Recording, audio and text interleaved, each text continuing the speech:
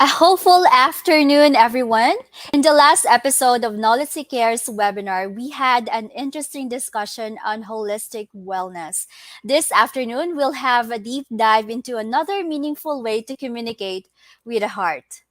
This is the 10th episode of NOLITC Cares webinar. This is a gender and development project of the Office of the Governor of Negros Occidental on focusing on the promotion of self-care and mental health during this time of pandemic in collaboration with TUPV and Hearticulate Psychological Center.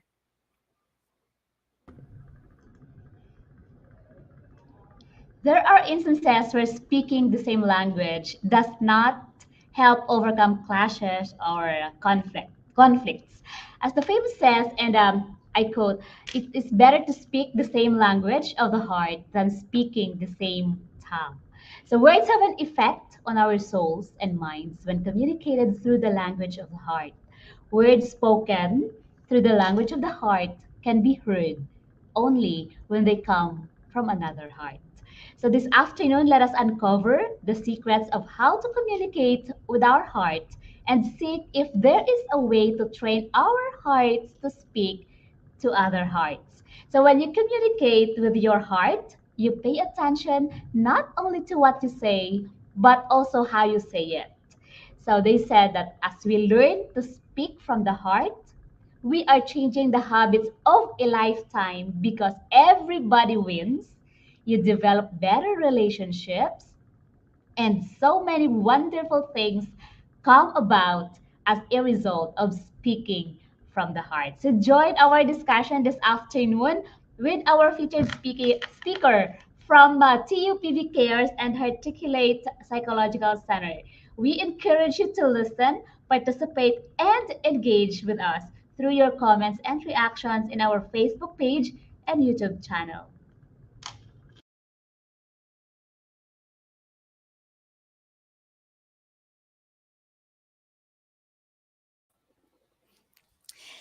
Thank you, Miss Sally. And hello there again, everyone. My name is Red Don Lorende, and I will be serving as your host. In this 10th episode of NOLITC Cares webinar, we shall have an illuminating discussion on how to communicate with the heart. A very warm welcome to all of our friends over at Facebook and YouTube live stream. Before we begin, just a few house rules to ensure that we have a smooth flow of our discussion. Firstly, we would like to encourage everyone to kindly fill out our online forum, or the online attendance. All right. You may also scan the QR code in this online attendance. Right.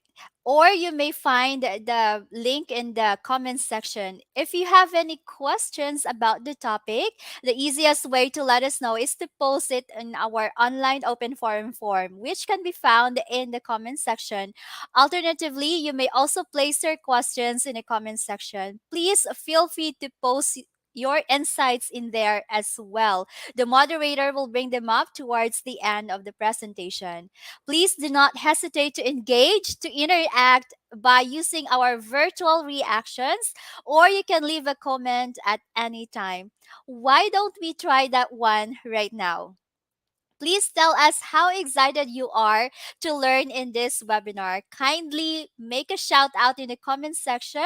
Let us know your name and which school or municipality and or city you're joining us from, or even let us know if which province you are from if you are joining outside the province of Negros Occidental. Send us a heart reaction or a virtual clap reaction, or you may also share the link to your peers, your colleagues, so that everybody could learn from this topic. You will also be receiving a certificate for attending this webinar online. That's right. You only need to accomplish the online evaluation of this webinar. Again, that can be found also in the comments section.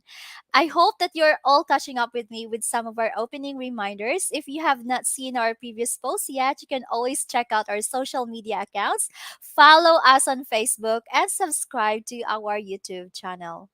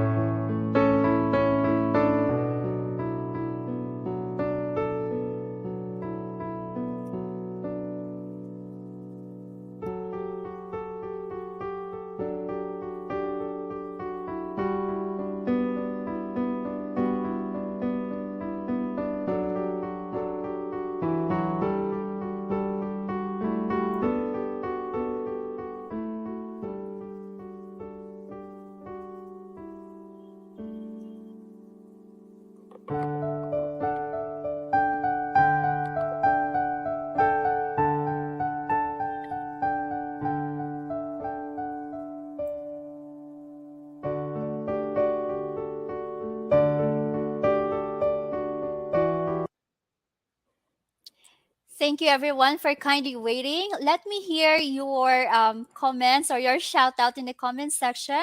Please write down your name and which place are you joining us from. We would love to know. And to begin with this webinar, before I introduce to you our expert speaker for today, let me ask our virtual audience who are now joining with us, how many languages can you speak? Or how many languages do you know how to speak? We could communicate in so many ways in different languages. However, Rumi, the great philosopher, suggested that it does not matter how many languages you know. To know the language of the heart makes you worthy. So it's important to just know the language of the heart. Have you ever been in a situation where you felt that you have communicated in a language as clear, detailed, and precise as you could, and yet you're not getting the changed behavior as you desired? Today, we shall have an expert speaker to help us guide us in communicating in a more meaningful way. Our speaker specializes in life or work life solutions. She is the founding member of Care psychological support and consultancy services. She is also the former senior consultant of Crisis and Psychotrauma Center of La Consolacion, College Bacolod. She is also the team leader of TUP Visayas Cares program and co-founder of Better Academy. She is also a member of the Philippine Guidance Counselors Association. She has obtained her degree in Doctor in Philosophy, major in Psychology at the University of Negros Occidental Recoletos. And currently she works as the Admission Officer and Guidance Counselor 3 of Technological University of the Philippines in the Visayas. Ladies and gentlemen, please join me in welcoming to our virtual stage our speaker for this afternoon. Let's have Dr. Analu A. Panganiban. Thank you very much, Miss Red. Good afternoon, and also to Mom Sally and Doc Tina. Thank you for having us again here in TUP Visayas Cares program at the same time with Hearticulate Psychological Center. I am actually with Doc Donna right now. Ara lang siya sa likod ko, no, sa another office. But we are so glad that you are giving us another opportunity to share to our audience. Right now, our topic is about communicating with a heart. So just like NOLITC Cares, TUP Visayas also cares for our audience. So Ma'am Red Dawn, may I now request if I can share my slide? Mhm. And please let Yes, me please do, know. Dr. Anna, and the All virtual right. floor is now yours. Thank you. Yep. And please let me know if you can see my slides with my picture and with our topic, communicate with your heart. I was actually telling Mom Sally that she said it very well in terms of the quotation that she shared also with you, Mom Red. Thank you very much because right now I'm sure our virtual participants are so excited. How can we communicate with our hearts? So without further ado, let me also recognize all of you who are attending today's learning session. I want you to give us some hearts or probably some emoticons or description of how you are feeling as of this very moment.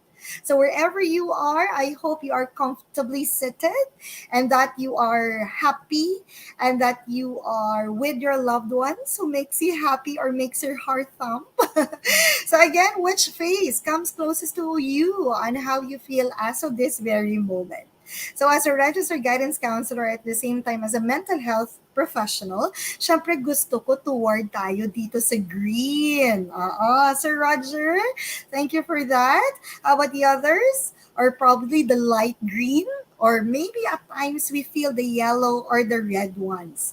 No matter how you are feeling as of this very moment, please know that it is just okay to feel that. But I hope after our conversation this afternoon, you will feel a little lighter and that you will be able to learn some strategies on how we can communicate better, especially with a heart. Yan. So today's session will be interactive. I appreciate your answers coming into our screen right now. I want you to have a pen and paper or something to write on, listen attentively, and participate actively. You may want also to share your thoughts and ask some questions later on. I would definitely appreciate that so that I would know that you are really listening attentively and that you are learning from this learning presentation. So please be with me. I want you to say the word "oh" using different emotions, and I'm going to ask some of my colleagues here in TUP Visayas to do the same. Sir Chris, can you say "oh"? Nako, wala si Sir Chris. How do you say "oh" when you meant the letter between N and P? It's as simple as "oh," right? How do you say "oh" when you feel sad? Oh, and I'm sure some of you are already frowning. How about if you are questioning? How do you say "oh" if a person again is questioning? Oh, taas noo, yung isang kilay. How about if you are disgusted? Oh, so medyo may diin na oh. Okay? How about if you are anticipating something? if you are kind of excited that there is some surprises coming to your way, or probably I don't know, si Shopee or si Lazada, no, you are in anticipation, and maybe some of you would say, oh, oh, or probably some have their own interpretation of someone who is anticipating something. How about if you are happy? How I wish I can hear it from Miss Red or probably Mom Sally or Doc Tina. How do you say oh if you are happy? So probably some would say oh with that smiling face. How about if you meant pleasure? So how do you say oh when you mean pleasure? So I'm sure some of you are already smiling because you have this another way of saying that in the most sexiest way possible. Or probably for some, it is already pleasurable if you're eating ice cream and that you can say, oh, this is so delicious, or something to that effect. So, whatever the emotion that you have used in saying that, oh, I hope you know exactly that it means this is how you are feeling as of this very moment. Maybe you are smiling, maybe you are frowning, maybe you are questioning, and stuff like that. But who gives that meaning of that O is you. Another activity. How would you react if you received this message? And I want to see your answers in our chat box or probably here in our Facebook Live. Again, you received this kind of message. How will you react? Is this person who sent you this message angry or not interested conversing with you? How about if you receive this kind of message? Caps lock, na okay. What do you mean by that? Do you think the person who is sending this message is mad? Si Roger Sir, mad. How about the others? Do you also feel the same way? How about if you receive this message? O and K lang, pero naka-caps lock. Still mad? Or not interested? Or the wala lang pakialam? What do you think? How about if you receive this message? K lang. What do you mean by that? Okay? So again, we may have different reaction receiving this kind of message, but always remember this one. It is you who gives the interpretation. So again, we interpret messages that we receive depending on our subjective interpretation. That's why for those who are wise, when they receive a message or probably when someone talks to them, they think twice before reacting. Or probably, they still have to go back. Ano ganing conversation namon before man? Nga aamuni ang iya nga reply sa akon. And I'm sure there are a lot of things, no? Ay ginapaminsay naton while receiving again or while hearing all of these messages coming from another person. But when I say it depends on your subjective interpretation, it's like this one. We have a tree, and all of us may have different meaning based on our subjective interpretation of the tree. Some would see it like, okay, kahoy lang siya, may green ang iyang leaves, at the same time brown ang iyang trunk. But for others, that person may think, this tree will bear fruit. Or probably for others, this will be equivalent to profit. So again, at times when we try to communicate with other people or converse with other people, we should go back. How do we interpret this? And how are we feeling as of this very moment? Because most of the time, whether you like it or not, you can be moved with the emotion that you are feeling as of the moment. That's why, again, for others, they might have to postpone their decision, especially if they're too happy or too sad as of the moment, because they might not give an objective interpretation or probably a decision because they're feeling too overwhelmed with their situation. When we talk about communicating with the heart, we cannot do away by zooming in and understanding what effective communication is all about. And when we talk about effective communication, this is a combination of a lot of skills that may include attentive listening, nonverbal communication or without using any words, the ability that you have to deal with stress in the present situation, and probably your capability to identify and understand your emotions. So it's kind of complicated in the sense that I thought it's just like about the communication between the sender or the receiver. But right now, I am confronted with a lot of things that I have to consider when we talk about effective communication. Also, please remember that when we talk about communicating, especially with other people, it will always be a complex process. Though, if you reach to a point that you're going to understand each other, it will give you that fulfillment naman. Ay, salamat, nag-itsindihanay kami.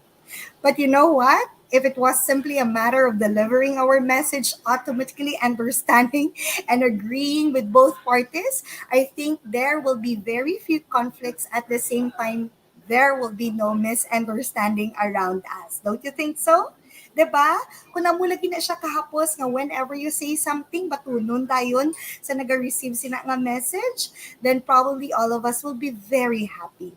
But you know exactly that when we talk to other people, it will always be a complex. At the same time, probably it needs a lot of understanding. Yan. But it boils down to this idea. When we try to communicate with other people, this is our ability to send and to receive clear message. And this will be always the key to effective communication. Kaya kung hindi siya clear, definitely it is susceptible for conflict and misunderstanding. Plus pa, other people who are Marites and Marisol would add up to that simple and tani nga message, not so complicated and very clear, no? To something which isn't clear, at the same time susceptible to be misunderstood and will have some interpretation of others. And there are a lot of types of communication. And I would like also to share with you some ways on how we are going to use them. Example, we have this type of communication wherein we are using words or probably our voice. This will also entail us to use active listening and probably to filter some words. So this is verbal communication. And most often, when we deal with our day-to-day no na mga activities, verbal communication gid ang aton nga ginagamit. Another type of communication is non-verbal, wherein you're not using any words or your voice, but definitely others might feel some emotions. Or this is where, again, your subjective interpretation will come in. And others might mimic non-verbal communication that they might find effective. Example, in a class, whenever a teacher would say, shh, probably students will already keep quiet. Or probably when the teacher will do this, put her hands together, and probably students would again settle down and would mean that the teacher is already serious and probably ready to begin his or her class. Again, without saying anything. Another type of communication is visual, wherein you can ask others before including visuals to your presentation or consider also the audience that you are having. So right now, I know we are having this virtual session. That's why I would like to give you some colorful materials so that you will be interested to listen and probably to learn with me. And lastly, another type of communication is written. So we would like to believe and to respect that there are people who can communicate better by writing down their thoughts, their ideas, and the like. And usually when we talk about written communication, they strive for simplicity because we don't want other people to misinterpret what is being written, or probably we want other people to understand it better the way how we want it. So as an admission officer of TEP Visayas, most often, for the convenience of our clients, which are our incoming first-year students, we usually post in our Facebook page the announcements and probably instructions that we would like to give to them. I would like also to understand that there are people, no, who still don't understand what is being posted. That's why our Facebook page in TUP Visayas Admissions Office is very active because we want to respond right away to their queries. We don't want them to cause more misinterpretation or misunderstanding out of the different announcement that we are giving them. So again, in any types of these communication, I just hope that we would like to understand. Now, we will use verbal communication because we want other to understand it better. But at the back of our mind, we would like also to respect that there might be others who would prefer to have written communication. There are also different facets of effective communication or dimensions. First of all, ang first in the component is that of a sender, the one giving the message. So most of the time, if you are the sender of the message, syempre, you would want also feedback or probably answers coming from another person na ginahatagan mo sa sina nga message. Okay? But it's very important as the sender, just like me, as your expert right now, I want everybody to understand what I am sharing with you. That's why I'm making use of simple words. At the same time, I'm giving examples because I want us to interact and I want us to learn from each other. Another component of effective communication is the receiver. So again, if there is a sender of a message, there is also a receiver, wherein the receiver would usually interpret the message of the sender. And this is where again, basi may misunderstanding or probably misinterpretation of the message that is being said or sent by the sender. But definitely, the receiver can ask questions or clarifications to the sender. Most of the time, we don't do that because probably we're afraid nga basi mangakig ang sender nga wala ta na itsindihan or stuff like that. But the more that you need to make some clarifications or probably try to converse with the sender of the message so that klaro gidiya ang message. And this is where I would like to emphasize that when we talk about message, or whether you are the sender or the receiver of the message, dapat may clarity gid. What is that message that you would like to share with others? There might be times that you have to go back again and to clarify to yourself, what is my purpose? Why am I giving this information to my audience? Is it because I want them to communicate with the heart, or I want them to understand better that when you try to communicate with others, dapat simple terms lang, at the same time it is very clear and very understandable to avoid again misunderstanding of or conflict. And lastly, the facets of effective communication, it is important that we give feedback or evaluation. That's why with the NOLITC, they have asked you early on that if you want to receive a certificate or probably if you have other questions or clarifications regarding the topic that is being presented, please give us a feedback or evaluation because we would really appreciate that we can improve how we are presenting our PowerPoint or actually our learning sessions to all of you because this is really intended for all of you. Okay?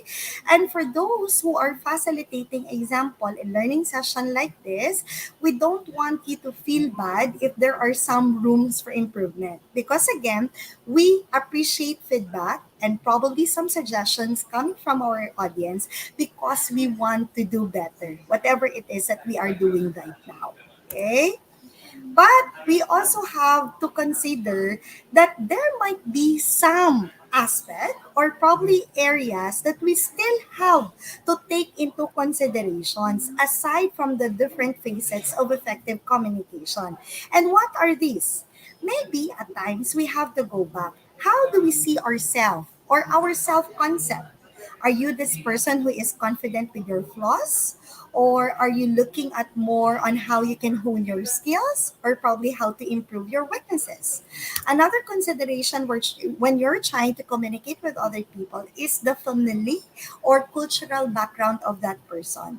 So that's why it's important that we have to get to know better ang aton nga ginakaistorya or ang aton nga audience. Okay? Because you might be stating some examples or probably some terms which are not acceptable to some other people. Also, we have to take into consideration the language that we are using or including their skills. Our audience ba inulitsi can understand English, tanan sila, or probably do we need to speak at times Ilonggo to emphasize some point and stuff like that. Also, some physical abilities or probably the situation that we are in right now. Maybe not everybody will join us this afternoon because of internet connection issues. But I'm glad that NOLITC has YouTube channel at the same time they are having this Facebook Live or probably has a video presentation so that anytime that you are connected and you can visit the Facebook page of NOLITC, you can still and will be able to learn and check this recording. Another one is our attitudes and also our values. So again, if we try to recall some people nga feeling nato nga do ka respectful sa ilahaw or probably nga ado ka-angry sa ila nga tone of voice. So sometimes we also have to consider that one, ang ila nga attitude towards you or probably towards the situation that they are confronted with. But ikaw, yeah, always go back to how you value this kind of communication or probably the relationship that you are having with other people. And of course, last consideration would be the status or relationship to the persons that you are communicating with. Example, kung close na kita, no, probably we can have some jokes or probably we can laugh together. But syempre, if we're not that close or feeling close at times lang, no, you might adjust a little to your tone of voice or probably to the kind of message that you are sending to this other person. So again, your status or your relationship with one another may also be a factor nga you can understand each other better or probably the other way around, you don't understand or it is susceptible for conflict, no, or misinterpretation. And look at this one. Our reality right now. I know this is 10 years ago, 2012, but I'm sure that most of us, especially in the millennial generation, Generation X, no, can attest that this is the world that we are having right now. We are so lucky, include ko si Mom Sally and probably Doc Tina, no? Si Mom Redia, feeling ko ari di sa 2012, mga 1984 sang amon nga tiyempo, naga-enjoy gid kami yan, no? Sang piko, hampang with fellow namon yung mga kabataan and stuff like that. But right now, they have their other way of learning or probably having fun with other kids or with other people. I don't know if you can resonate with this, but maybe in terms of communicating with each other, this is our world right now. Kahit upaday ta, we're still engrossed with our cell phones or with our gadgets. And I hope this is also a good reminder to all of us, no? When you are with other people, please avoid looking at your phones or any gadget because we are seldom given the opportunity to be with one another. Remember 2 years ago when all of us were in lockdown, di ba? We were dreaming. We were actually praying, no? Nga tani, mabalik na ang moment wherein we can talk to each other face to face. And then right now, since we are given this opportunity nga daw nagkanay-kanay ng ato nga situation when it comes to the pandemic, nga aamu mangyapon on how we communicate with other people. So I hope that you will be reminded again that this time around, please look at each other eye to eye, ulo pakadto sa tiil, no? And try to engage with one another. Or according to Abraham Maslow's hierarchy of needs, ang pinaka-basic need na gid right now daw in this generation is not physiological needs, but actually Wi-Fi. So you can relate to this. I don't know if most of our students right now, amo na gini ang ginademand nila, no, with their parents. But some of us who are already working, actually nag-demand man kita sang Wi-Fi. But I hope we still don't miss, no, that opportunity na lain gideya, Wi-Fi man or wala Wi-Fi, we still able to communicate with one another using our words or at times without using anything. Just be there. No, your loving presence is already enough for another person to feel that ay salamat, may nag-care gali sa akon, miski wala wifi. Yan. But it boils down to this idea. Whether you communicate with others using words, without words, written man that siya, or using visuals, most of the time, people who are at war with themselves will always cause collateral damage in the lives of those around them. That's why we have to go back. Ano ka klase nga tao? How do you want other people to understand you? How do you want other people to communicate with you? If you are again at war with yourself, it is very difficult for you to express your feelings with others, to communicate with them with your heart. But syempre, there are still ways on how to be able to surpass at the same time how to better yourself in terms of communication with other people. According to Anthony Robbins, one of the renowned speaker at the same time book author, to effectively communicate, at times we must realize that we are all different in the way we perceive the world and use this understanding as our guide to our communication with others. So we might have different ways of trying to express ourselves with other people, or probably to communicate with others, or how to send our message to others. But I hope that we take every opportunity to understand where this person is coming from. And at the same time, we'll find more ways on how can we communicate effectively, because communication is very important. What more if we're going to communicate with our hearts?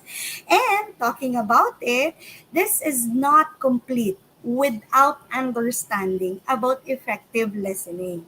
So again, when we try to speak with other people, when we try to communicate with them, dili na di nagaupod man, no? That we have to listen sa ginahambal or sa wala ginahambal sa iban nga tao. And I don't know if you will agree with this, but yes, the quieter you become, the more you can hear. Again, when you try or when you are confronted with another person, notice that kung ikaw lang pirmi ang naghahambal, it seems that you don't understand where this person is coming from. So maybe at times you have to remind yourself, kinanglan mahipos ako, and I have to listen to other people. As a guidance counselor, we are usually misconstrued, no? Nga may mga superpowers kami. Well, I would like to take it nga superpower, magid ni, no? That we are able to listen to other people. But actually, what we usually do inside the counseling room is listen to others.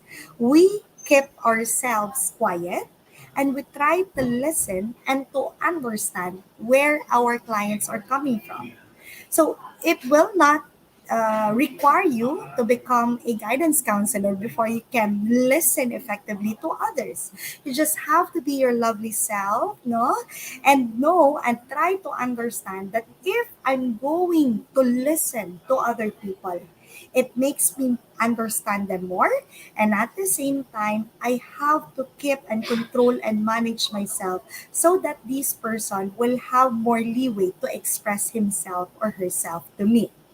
And may ara kita proseso nga ginasunod when it comes to listening. First of all, we start with sensation. Ano ang tone of voice, paano yan na ginhambal, manner of speaking, or probably the words, or probably ano ang mga terms na gamit niya. So we start with the sensation. So basically, we use our ear to hear some of these message. And then, manaog siya sa perception. How do we interpret kay do katunog sa iya nga tingog or public gamit ito ang term or words nga amuni. So again, we try to interpret out of the sensation or the how we heard the message nga ginhambal sa aton. After trying to interpret that message, we try to evaluate. Then right now, ano ang appropriate nga reaction nga ihatag ko on how I interpreted sa iya nga message nga gindawat sa akon. And lastly, This is where you're going to react or how to respond with what you have interpreted, with what you've heard from another person. And at times, no, we have different reactions on the message that we have received. And always remember this: how you respond to the situation that you are in will make us different from one another. So, pwedeng ang iba niya tao, akig na, no? Paghatag nila sang message sa aton, nagasinggit sila, pero ikaw ya, you wanted to evaluate yourself on how you are going to react sang isa ka person who is angry towards you. And you have two choices. You can react the same way, like this of an angry person, or you may want to react differently. Like hindi kaya magpadala sa iya nga anger, but you can be very objective to yourself and probably try to settle down and try to calm yourself. That's why ang imo nga behavior ya is more of proactive rather than reactive. So again, how we react and how we respond to the situation that we are confronted in will make a lot of difference. This is just a reminder. Always be the person you need when you are down or you need someone to talk to, but this time around in a more loving way. Kisa gani kita pang harsh sa aton yung mga selves, no? Whenever we are confronted with a challenging situation, kita mismo naga-limit ang aton nga capabilities or probably we put some negativities in our minds or the mga self-limiting beliefs. So again, I would like to remind you that whenever you are confronted in this situation, always be that person you need when you are down. But this time around, in a more loving way with a heart. And syempre, I also understand that there are a lot of barriers when it comes to listening. So these are just some mental barriers that I would like to share with you. So some of us, when we try to listen to others, we are not paying attention. Or probably may ara nakita mga personal nato, yung mga prejudices or mga prejudgment. That's why hindi kita mag-itsindihanay, no? So this is where, again, listening more or being quiet, no, will be most applicable.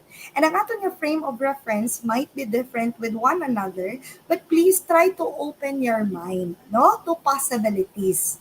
And ang sudo listening na din nga gusto ko emphasize, hindi lang pretending to listen or probably pretending to understand, pero actually you don't want to understand where this person is coming from.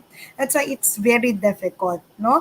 If we allow ang tanan ng mga barriers nga pangunahan kita. So dapat kita we have to learn on how to respond with these different barriers by listening attentively and try to understand where this other person is coming from. That's why I would like to share with you the 10 commandments of effective listening. You may want to read with me, no? Or probably read it lang with your eyes. But number 1 and number 10, if you notice, are the same. If we want to listen effectively, stop talking. And now, start trying to understand and start listening to other people. Maybe this is also where ang imong nga patience, ang imong nga kindness, ang imong nga respect, no, nga magsulod. Because inevitable man that we might have different frame of reference or we might have different understanding of the situation that we are in. But definitely with patience, understanding, kindness, and respect, and you stop talking, I'm sure that we can listen effectively and never forget to ask questions or give some clarifications just in case kay hindi gid ma-understand ang kind of message nga imo nga ginapamatian. So, I would like also to share with you some tips on how to engage someone in a conversation. Okay? So that we can be more comfortable talking to other people or probably we can be more comfortable expressing ourselves. So first of all, Gid, which is very important, introduction, which is, this is ang pinaka-importante na part in terms of conversation or communicating with other people, because we try to build rapport. We try to gain trust, no, with others, or kung sino man ang tao or mga tao na gusto mo to engage with. Nga ang pinaka-importante ni siya, because this can make or break your relationship with one another. How? If other people or your audience for that matter feels comfortable on you, definitely sila mismo maging comfortable sila to express themselves or probably to give their ideas. But kung sugod pa lang do hindi sila feel comfortable with you, kay gina-stop or gina-limit mo na sila or gina-avoid mo having a conversation with them, so definitely hindi man na sila mag-converse sa imo. So again, try to introduce yourself in the most casual and informal way, but make sure also you're not coming out into katikalon simo. You just want to build rapport, no? And make the other person feel comfortable. So there are some ways on how to do that. Number one, Gid, when talking to someone, keep your voice calm and soft. If you notice, I'm using a calm and a soft voice. Next, you may want to look also and sound friendly and concerned with other people by saying, okay, kamusta ka man subong? Ay, okay ka na, gid na. No? As simple as that. Also, please be mindful of your facial expression. May ara nga mga tao yan na without saying anything, ang ilang itsura do akig na dayon. So at times, you have to practice, no?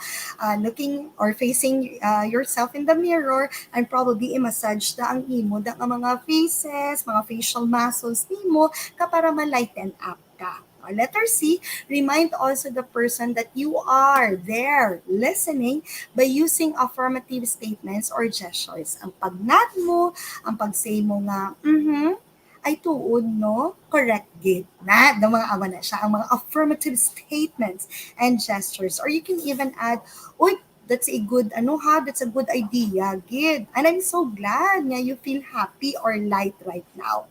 And lastly, be at the moment focus. When you talk to someone, again, number one, avoid using your gadget or kung may ara ka da relo, avoid also nga lang tawon mo ang relo mo kung ano na oras. Because it gives the other person, daw ang feeling ba na nga nagadali ka or you're not even interested, no, sa inyong ginahimo na conversation as of the very moment.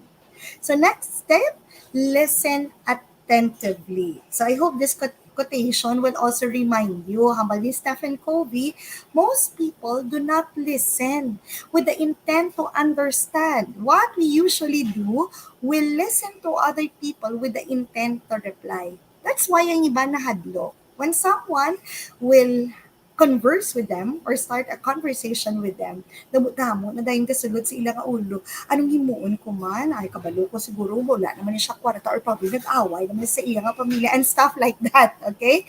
But hey, remind yourself, you are there, no, not to give any advices, recommendation, or suggestion. Probably later on, no, kung gusto sa isa ka person, kang imong advices, recommendation, or suggestion.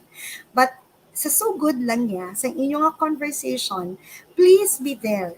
And ang imong intention is to understand where this person is coming from. You're not even pressured to say anything unless the person will ask you, di ikaw bido, anong imo nga masuggest? And that's the time that you give your suggestions. But remember this, ang imo na recommendations and suggestions will not be the answer to this person asking. Ginahambal siya ganing a recommendation and suggestion because it will be up to the person na ginaistoryan mo who will make the decision. Again ha, it will always be the other person who will make the decision, not you. Okay? So I hope the next time around that when someone requests or probably invite you for a conversation, hindi ka na makulbaan because ara ka lang da, listen and try to understand where this person is coming from. Again, just to remind you, there are other people who do not need any advices, recommendation, or advices. They need someone who will not judge them, someone who has a heart to listen to them. Yan. So, few other reminders, things not to do when talking to someone. Ang iyan na story is not about you. So, stop saying, ako man gani, bala, unless, again, you are given the opportunity to say something. So, allow na the person to express himself or herself. Also, do not share something na hindi ka sure. No? Kay base, mag-create na siya more misunderstanding or stuff like that. And do not divert the topic just because you're not interested sa ginahambal ya, or probably hindi ka kabalo kung anong imo nga ihambal. So, you will always have the chance or opportunity to talk manya with other people. But again, if you are invited to make a conversation sa isa ka tawo, parte niya sa iya. This is not about you. Okay? But syempre, it takes a lot of practice to consider yourself na right now, baladok to ka communicate, nagid ko or can listen, nagid ko effectively with other people. But it takes also you to practice whatever it is that you are learning this afternoon so that you can be an effective one. And please stop avoiding using these statements. I know these are all positive statements, pero basi bala maglabuot siya, no, or madagdag siya sa toxic positivity. Unless again, you will be able to use the statement correctly, especially towards the end of the conversation. Again, these are positive statements, but hindi siya, or let's avoid lang, na ihambal ni siya sa sugod sa inyong conversation. Why? Because when nagapautwas ka or nag-express ka sa imong negative emotions, and then other people will just tell you, stay positive lang bala, okay lang na, no? Dugin limit, yan na dayon. Though it's not acknowledging or validating that negative emotion, but ginastop na kadayon, so feeling mo, oh, ay nasubuan ko, do hindi sila ka-understand where I'm coming from. But definitely, all of these statements will be applicable, proper timing, okay? Especially towards the end sa imo nga conversation with this other person. So, it takes again some practice, some time, no, para ma-master ta on how to effectively say these words. But again, this is not limiting you. Na okay lang ang ginahimo mo subong, but then again, you may want to take these recommendations that I'm giving you right now. And very simple. Before you speak, think. Ano niya siya ang think to? Letter T, pamangkoton mo gid. Ang imo bala nga i-share with other people, is it true? H, is it helpful?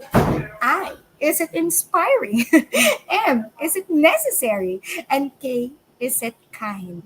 If the answer sa imo ni nga pamangkot to yourself is no, then by all means, stop yourself because it will not be helpful to the person na ginahatagan mo sang message.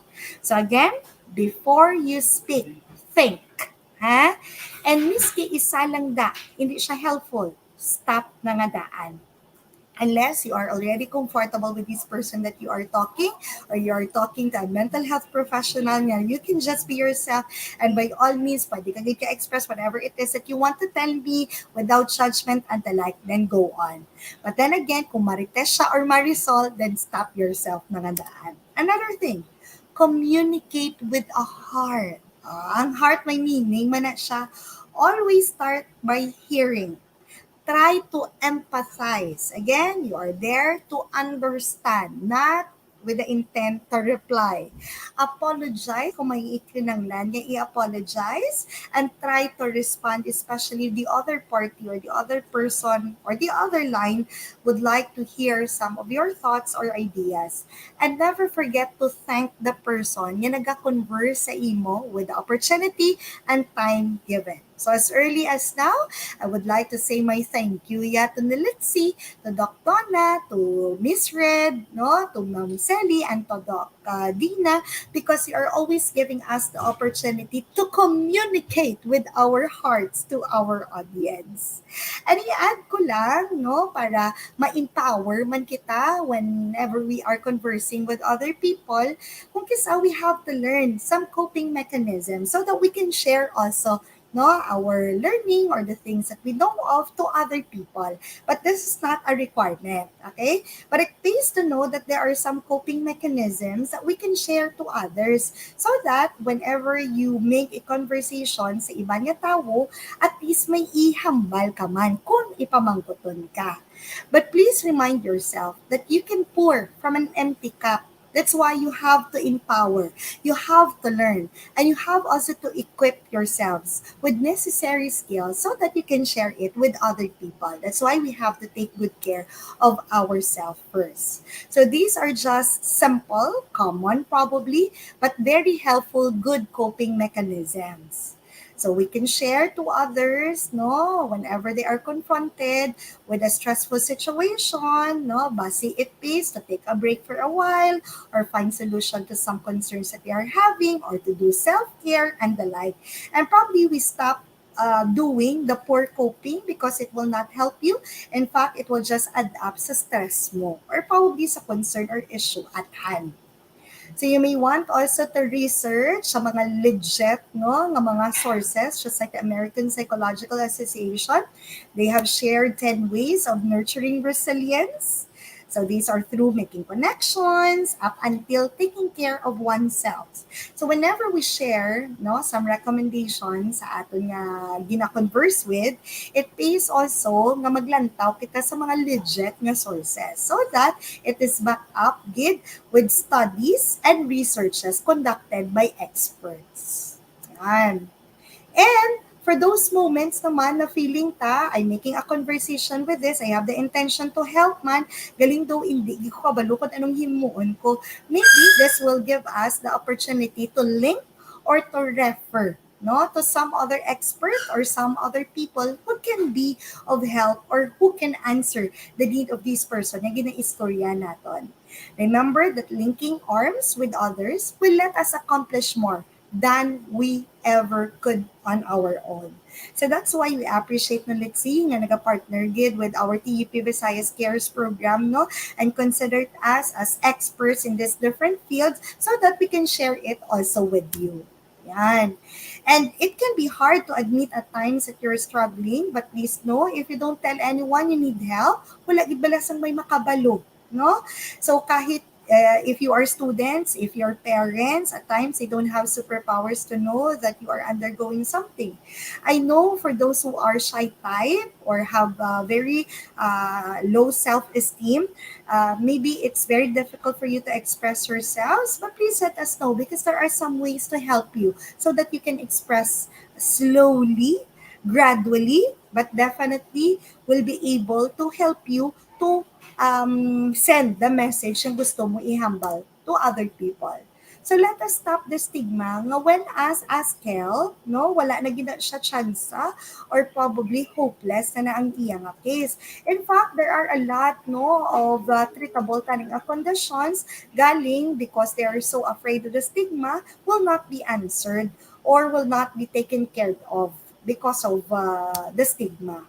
And even if you ask most therapists, no, they would tell you that good communication will always be at the heart of any successful relationship. That's why kami, we would like to advocate that we have to communicate gideya with other people, whether you are comfortable or not comfortable, but there are some ways, no, on how to do that.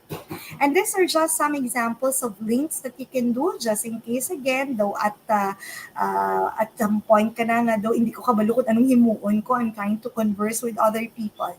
So pwede go back sa family members, teachers, some friends. We have private institutions and government agencies, no, where you can link also yourself with so that you can get the help that you needed. So these are just some of the many sources that I have in mind. These are local, no, nga mga government agencies and private institutions where you can ask help for free, especially when it comes to your mental health. Western Visayas have this Mental Health Connect. Visit their Facebook page. They also have an IG account.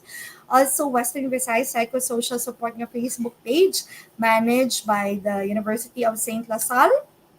Privately, like myself, we have psychosocial support and consultancy services have. We cater mental health services, psychosocial support, and the like. And also kay Doc Donna Hearticulate Psychological Center. So you may want to connect with us if you need, again, someone to talk to or to remind you how beautiful, how handsome, and how amazing you are as a person.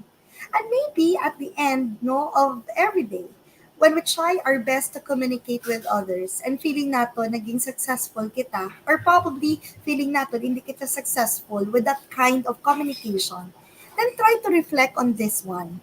Anong kinanglan ta nga stop or probably start and we continue so that our communication with other people will be more effective, or that includes our listening skills, no? Anong pwede ta again? Stop, start na, and i-continue. So no one is limiting us. At times kita lang give, no, sa aton nga mga selves. So today may be the best day for you to let your actions speak and communicate your feelings and intentions to other people. And if you're going to pretend, no? What if the tanan ng mga tao around us were deaf to your words? Would it make a difference? Okay? Because you will not hear anything from them and you felt that you are being misunderstood or understood this time by others because they're not giving any feedback. So I hope again that you consider today as your new beginning so that all of us can practice mindful communication where we start to listen to understand, restate what we hear, and speak from our divine heart. So, from all of us here in TUP Visayas, please know that we care for you just like NOLITC Cares. And just in case you have questions or clarifications, I would definitely love to answer them for you. I can see some of those in our chat box. So, thank you, Mom Red. Back to you.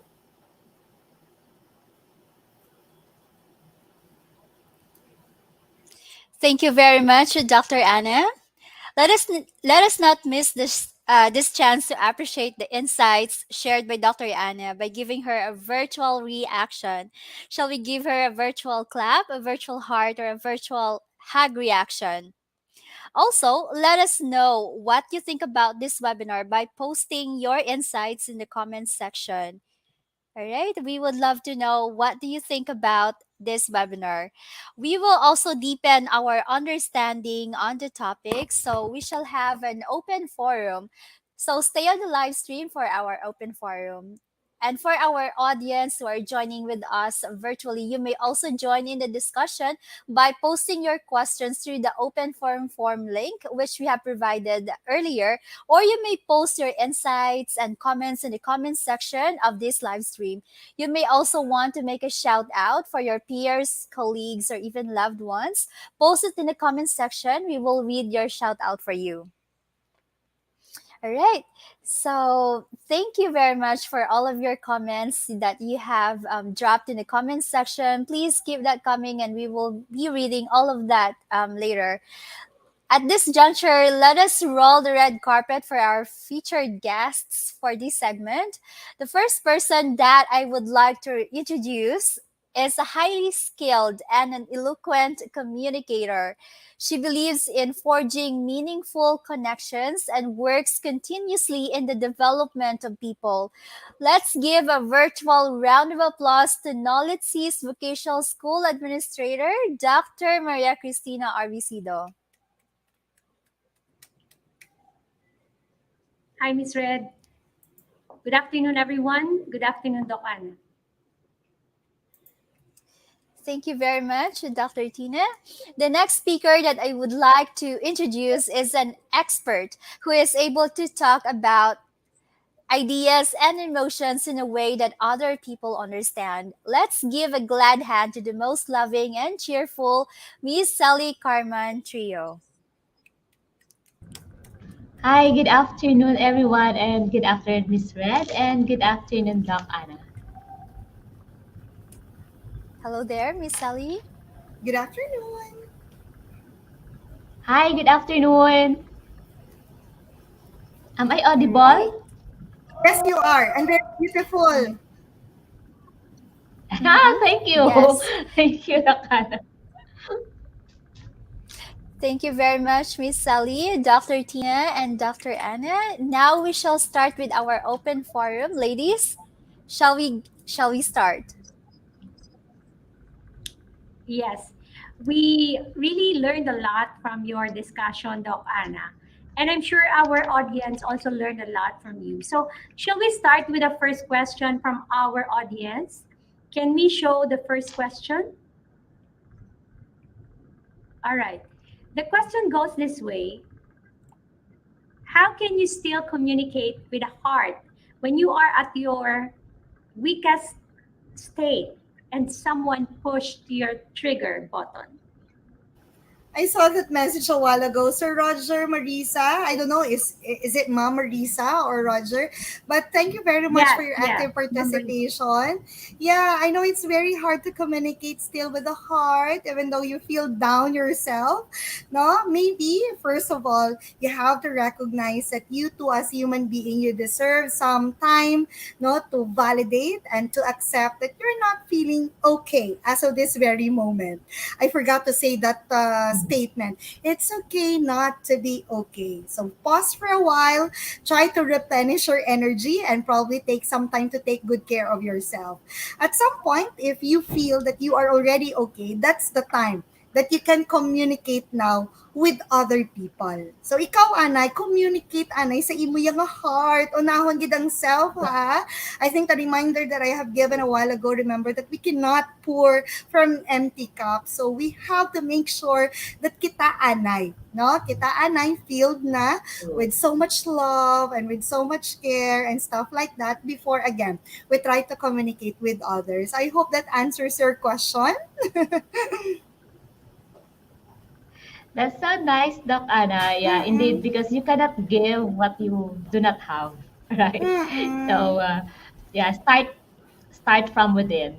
Okay, so Mm. our next question coming from our audience: how do you know that you are already communicating from the heart Yeah. or with the heart na ang tawag? Nice, no? Oo. You would know if the person that you are talking with, actually like this one, we are engaging with one another, we're looking each other's eyes, kahit virtual lang ang ato nga session, that can be one gauge that you are already communicating with the heart. But at the same time, if you follow again, no, the process of listening or probably communicating, when you hear some feedback, or actually you can ask some feedback from the person whom you are talking with. Ikaw musama ng ating nga conversation. Are you also learning something? Just like this one. Your question is actually a proof. I feel so happy as your speaker this afternoon that you are listening very well to this presentation. So I think that I have communicated with my heart to you, and at the same time, I please know that I can feel your heart, no, through these questions that you are giving. All right. Yeah, we have another question from our audience. There are a lot of self-help tips on how to get rid of toxic persons. But how would you know if you already exhibit toxic personality? Oh, amazing This is a question. big Yeah. talk. Oo, gani. Doc Tim, you know what? Recently, I have this client, no, who told me nga, Dokto, tanan, ginhimo ko naman, hindi ko gyapon ma-understand sing iba niya tao. So sabi ko, maybe this time, it's time for you to self-evaluate yourself. Kay maybe, ikaw na mismo, no? Without, I mean, considering all the factors at hand and stuff like that. But this time around, maybe it's time for you to reevaluate the kind of emotions or probably your personality and your attitude towards the situation that you are in. So kadamo man na actually nga makita ka man sa Google man daw or other researches and studies that which show you nga nang lain-lain no ang form sing isa ka toxic nga person. But the best way Hmm. is to consider one trusted friend or one trusted person and to help you evaluate yourself. Example, if I have this best friend of mine and feeling ko nga adug ka misunderstood, di ko yung iba niya tao, or feeling ko nga may feedback sa akon, naka-toxic na gid.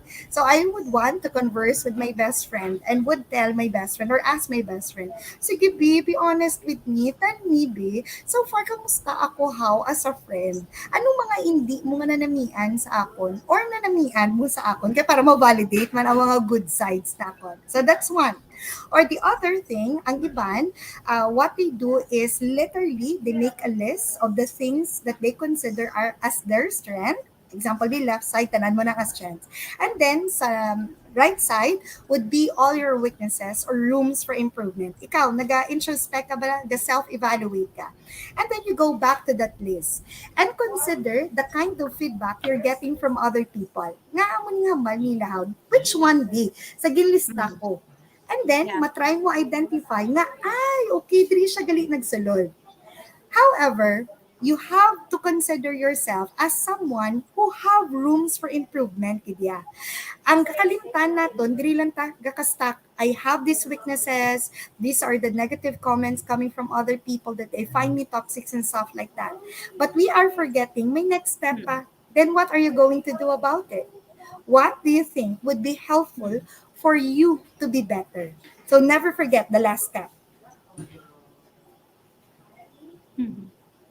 What if yung malabot sa point na hindi niya na kaya deal with such a difficult person?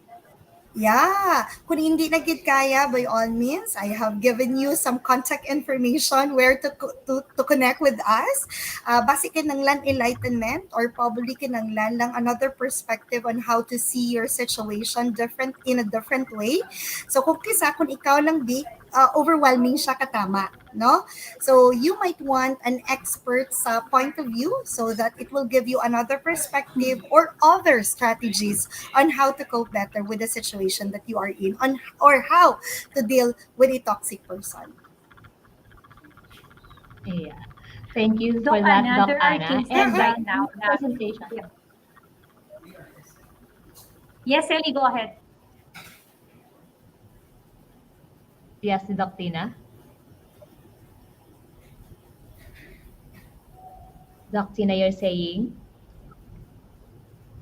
Yeah, I was trying to ask Doc Anna, what's her take on some cases where it's published in the news na mayroong mga bata na they just went to school and then afterwards ma-report na lang they're missing, and then all of a sudden ang parents kali would know that they have this mental health issue na wala because it was not communicated yung what's in the heart.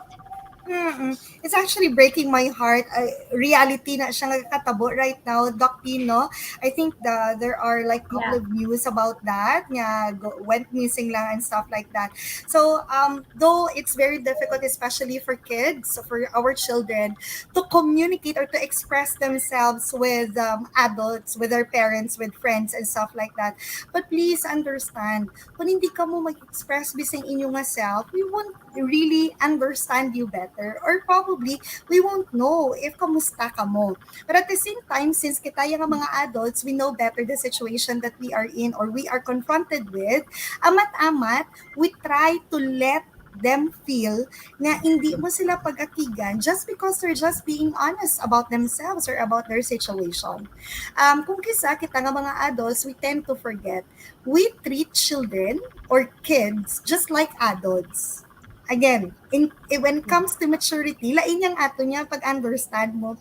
So, maybe it will be a reminder for parents or adults like us, na basi kinanglan i-lower down man ang imong standard in trying to communicate with the young ones.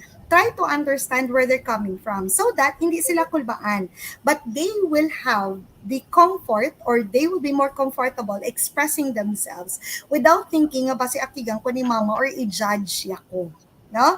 But it takes a lot of practice for us, dear parents, to accept na, oh my God, amo ni ganing realidad sa kabataan. So, buong, daw ginakulbaan ko, kay sang unaya, na may mga comparison na tadayon. So, I hope, again, if the young ones would feel that you are not that you are being understood by adults like us, I hope you will be able to express yourselves better, ha? Because we won't really know kung ano ang gina-go through ninyo unless you tell us. So this is also an appeal to you and also to parents like us. Right. That's so nice, Doc Anna. So you're saying that it is really important to consult the expert, especially if you can't take it anymore. Or but then, how can we end the stigma that helping from the expert or Mm. asking help from the expert is really not the option? Because some Sige. are too shy or they're Mm-mm. scared that they will be Mm-mm. labeled as quote Mm-mm. unquote. Mm-mm. I think, Mom Sally, when the pandemic started, this is one great opportunity gid again open, no, especially for mental health advocates like us, because most of those who were in lockdown, who have experienced pandemic blues and stuff like that, na-recognize nila that mental health issues gali are really real. Hindi mo lang siya mabasa sa books or probably makita sa TV and the like, because people are already experiencing what we are advocating. So I would like to take it as a great opportunity again when the pandemic started, because it opened a lot of minds and eyes and hearts. Yeah, it is okay gali not to be okay, and it is okay to ask help kay hindi ko na kaya, overwhelmed na ako, dumalumos na ako. So even up until now, I am happy to tell you that because of that nga reality that we were confronted when the pandemic, damo na no nga mga clinics or organizations trying again to give mental health services. For one, ang amo ni Doc Donna nga mga clinics, the Care Hub and the Hearticulate Psychological Centers, no, were born out of the pandemic. Also, the Western Visayas, nga intended lang gid siya for COVID-19, also sprouted or organized because we want to help other people. So we will never stop, man, Ma'am Sel and Doc Tina, letting people understand that when you ask help, it doesn't make you less of a person. In fact, it is so brave of you to finally admit it to yourself that you need help. I don't know if this will help. But me, as a registered guidance counselor and as a mental advocate, mayara man ko pala guidance counselor in the person of Doc Donna. Kag ako mo pala guidance counselor ni Doc Donna. No, I don't know if that is helpful, because it doesn't make us less of a person. It's just that we want to feel better. That's why we are asking help. All right. So this will be our last question for this afternoon. Do you think that social media somehow affects communicating with the heart? Yeah, oo, Doc Tin, definitely good. And we have to be very careful about it, using social media, because it is susceptible, good, with a lot of misinterpretation and misunderstanding. If you were following through with the activities that I have given early on, kahit the words okay lang gani, no? Sino nagambal nga akig? Si Sir Roger na sa dyan ko kay ginasang iya nga comment, malabad and all. Pero gives idea, no? Or who gives that interpretation that kung caps lock tanan akig ang isa ka tao. So at times we have to be just mindful and careful whenever we try to communicate using our different social media accounts. And if you are not sure, no, with the message being sent to you, please try to clarify. Or literally, you can ask the person, what do you mean with this message? May I know kung ano ang gusto mo nga ipahiwatig sa akon and stuff like that. So social media can be very powerful. Just make sure that you make use of simple terms, no, to avoid misinterpretation and misinterpretation, miscommunication. But again, it can be a powerful tool for us to send our message to a lot of people, just like this one, what we are doing. I'm very thankful to NOLITC that you have this online platform that we can share with other people.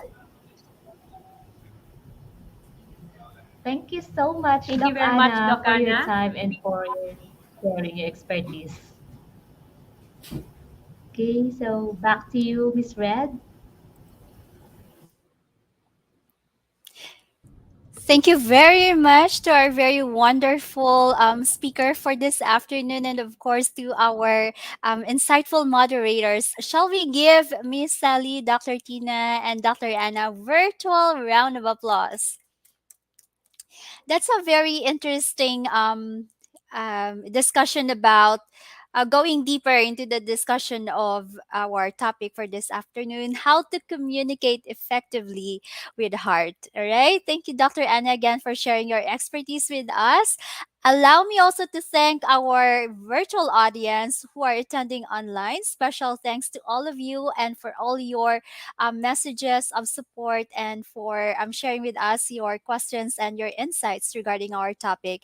Let us also thank our expert speaker for sharing her expertise and knowledge in the 10th episode of NOLITC Cares webinar. Allow me to read this certificate. All right, the province of Negros Occidental and Negros Occidental Language and Information Technology Center presents this certificate of appreciation to our expert speaker, Dr. Analu A. Panganiban, registered guidance counselor and doctor, for sharing your valuable expertise and commendable service, extended as our resource speaker in the NOLITC Cares webinar entitled Communication with Your Heart, this 23rd day of August 2022, given virtually through Facebook live stream and YouTube. Okay, so again, shall we give Dr. Anna a virtual round of applause? Thank you so much. Thank you, everyone. Thank you again, Dr. Anna. We also have an exciting lineup of speakers waiting ahead. Please catch our NOLITC Cares webinars that will be live streamed via NOLITC Facebook page and our YouTube channel. I also would like to emphasize how you can get a certificate for attending this webinar online. Please provide us your evaluation through the link provided in the comment section right there, or you may also scan the QR code that will be flashed on your screen. We would like to remind everybody to kindly encode your names correctly and also type your email address correctly.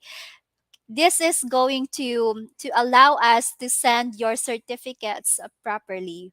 All right, so be careful again with the spelling of your email address so it won't bounce back. The evaluation site will be open only until 6 o'clock this evening. So there you have it, ladies and gentlemen. This concludes our NOLITC Cares webinar. Please stay safe and take care. Keep on smiling. Keep on communicating with your heart. Stay strong. NOLITC Inspire, NOLITC Cares. Avance, Negrense.